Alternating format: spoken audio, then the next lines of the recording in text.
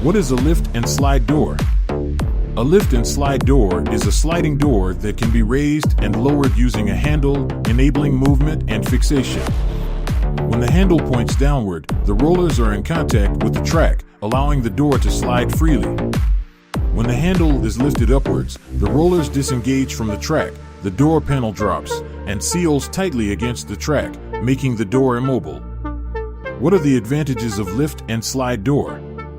First, durable and wind resistant. The frame is strong and withstands high wind pressure. Second, good sealing and energy efficiency. When locked, the door panel contacts the track and the seals are compressed, ensuring sound insulation and energy efficiency.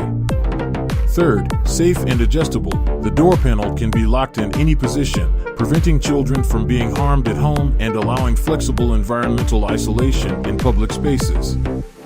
Fourth, smooth and quiet operation. The door slides smoothly with almost no noise.